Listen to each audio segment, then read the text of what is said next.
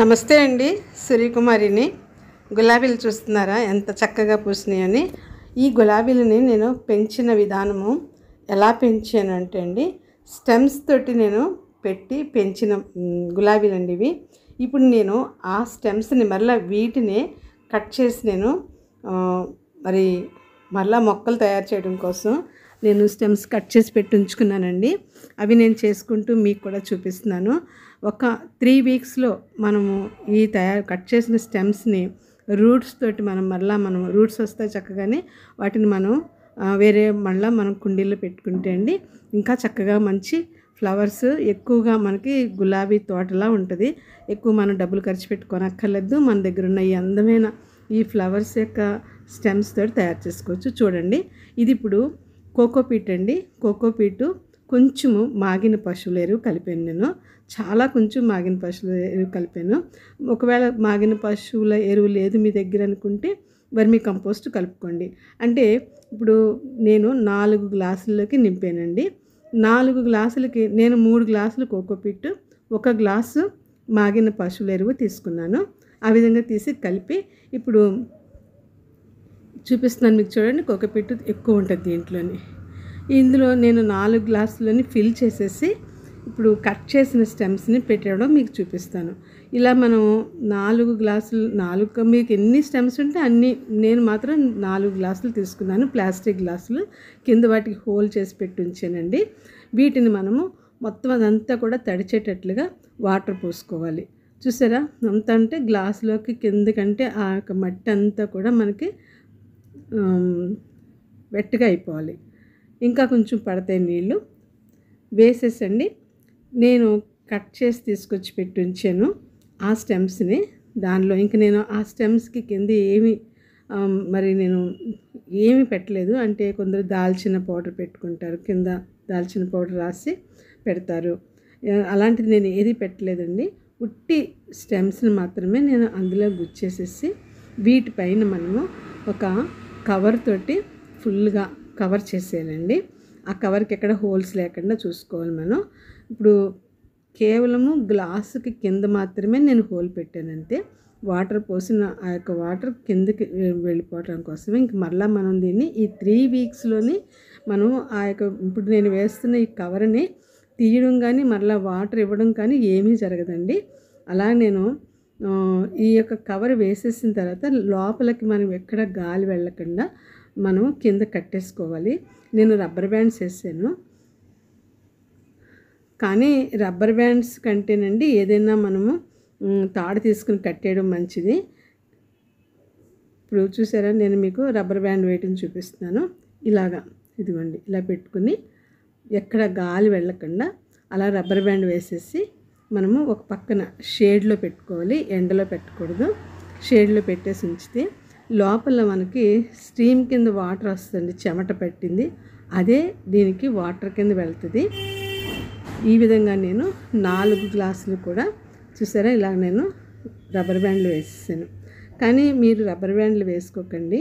ఏమవుతుందంటే ఈ రబ్బర్ బ్యాండ్లకి ఒక 2 వీక్స్ లోపల ఆ రబ్బర్ బ్యాండ్స్ తెగిపోతున్నాయి.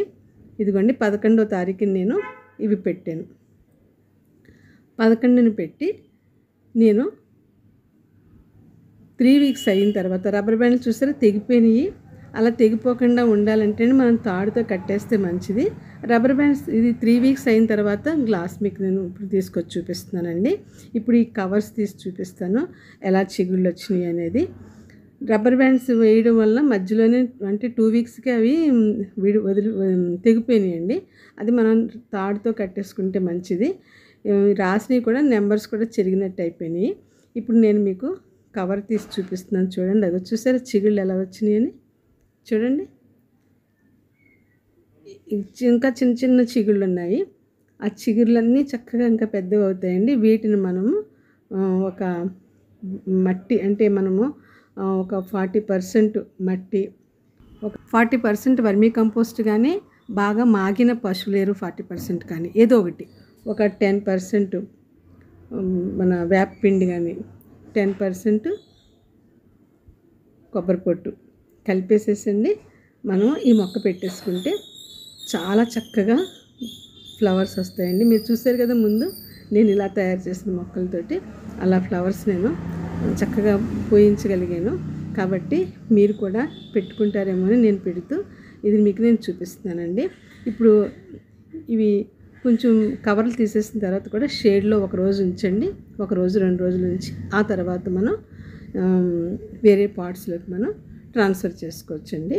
కాబట్టి మీరు ఇలా చేసుకుంటారని. మరింకోటి ఏంటంటే కాయగూరలతోటి మట్టి తయారు చేసుకోవడం ఇప్పుడు మంచి సీజన్ అండి. ఇప్పటి నుంచి మనం మే నెల ఆఖరి దాకా మనం తయారు చేసుకోవచ్చు. కాదంటే ఈ టైంలో మట్టి తొందరగా తయారవుతుంది. నేను మీకు అది కూడా చూపిస్తున్నాను. చూసారా చిగుళ్ళు ఎంత బాగా వచ్చినాయని. ఇంకా చిన్న చిన్న చిగుళ్ళు వస్తూ ఉన్నాయండి. ఇది మనం స్టెమ్స్ తోటి 3 వీక్స్లో చక్కగా వేర్లు వచ్చేసి చక్కగా మనకి గులాబీ మొక్కలు తయారైపోతాయండి. చాలామంది కట్ చేసేసి పెట్టేస్తే వచ్చేస్తే వేరే విధంగా కూడా అంటారు. ఇదిగో నాకు 4 గ్లాసుల్లో 3 గ్లాసులు వచ్చినాయండి, 1 గ్లాస్ దానికి రాలేదు నాకు. కాబట్టి మీరు కూడా ట్రై చేయండి.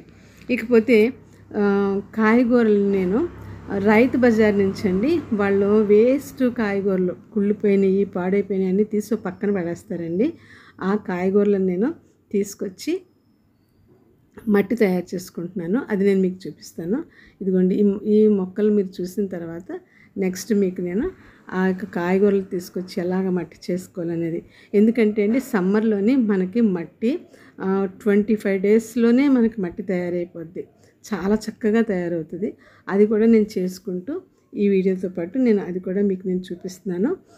మరి రైతు బజార్ దగ్గరికి వెళ్తే అండి ఎవరైనా ఒకవేళ ఇంట్రెస్ట్ ఉన్నవాళ్ళు మనం తెప్పించుకోవచ్చు, మన ఇంట్లో పని వాళ్ళు ఉంటే, లేదా మనం వెళ్ళి తెచ్చుకున్నా ప్రాబ్లం లేదు.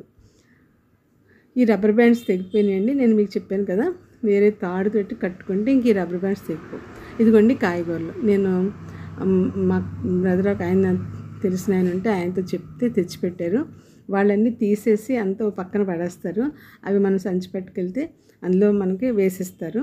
మనమే అక్కడే పెడతారు, వాళ్ళు వేసేసుకోమంటారు. ఇప్పుడు నేను ఈ కాయగూరలనండి బకెట్లో వేసుకుని పైకి తీసుకెళ్తున్నాను. ఇది చాలా సంచి పైకి పట్టుకెళ్ళడం కష్టంగా ఉంది, ఎందుకంటే కింద వాటర్ కూడా లీక్ అవుతుంది. దాంట్లో వాటర్ ఉంటుందండి, కాయగూరలు కుళ్ళిపోతుంటాయి కదా. తీసుకొచ్చి నేను పైన ఇదిగోండి ఒక డ్రమ్లోని మట్టేసి దాంట్లోని కొంచెం వేసాను. ఈ కాయగూరలు కొంచెం వేయడము, కొంచెం మట్టి వేయడము, కొంచెం వేయడము, కొన్ని కాయగూరలు మట్టి వేయడము, అలా నేను లేయర్ కింద వేసేసి ఫుల్ డబ్బా నిండా నింపేసానండి. మధ్యలో కొంచెం అప్పుడప్పుడు అక్కడక్కడ కొంచెం నేను శాండ్ కూడా వేసి ఉంచాను. అది మట్టి మనకి ఎక్కడ జిగురుగా కూడా వండుకొని ఉంటుంది. ఇది ఇప్పుడు నేను వేసే ఇది రెడ్ సాయిల్. కొంచెం ఇసుక కూడా నేను ఉంటే వేసుకోవచ్చు. ఇసుక కంపల్సరీ ఏం కాదండి. శాండ్ వేసుకుంటే వేసుకోవచ్చు, లేకుంటే లేదు. ఇదిగోండి ఇలా బకెట్లతో తీసుకొచ్చి ఈ డ్రమ్లో నింపాను. ఈ డ్రమ్కి కింద నేను హోల్ పెట్టానండి, కింద కట్ చేసి ఉంచాను. ఇప్పుడు దీంట్లోంచి వచ్చే వాటర్ అంతా కూడా మనం కలెక్ట్ చేసుకుని ఆ వాటర్ని మనము మంచినీళ్ళలో ఇంకా మనం వాటర్ డైల్యూట్ చేసి మొక్కలకి ఇవ్వచ్చండి. అలా కూడా మనం చాలా హెల్తీగా మనకి ఆ యొక్క లిక్విడ్ పనిచేస్తుంది మొక్కలకి. ఈ లోపల మనకి ఇది మట్టి తయారవుతుంటుంది. ఈ కాయగూరలు పాడవడం అంటే అది కుళ్ళితేనే కదా మనకి మట్టి కింద తయారవుద్ది. చూసారా ఇలా నిండుగా నిండిపోయిందండి.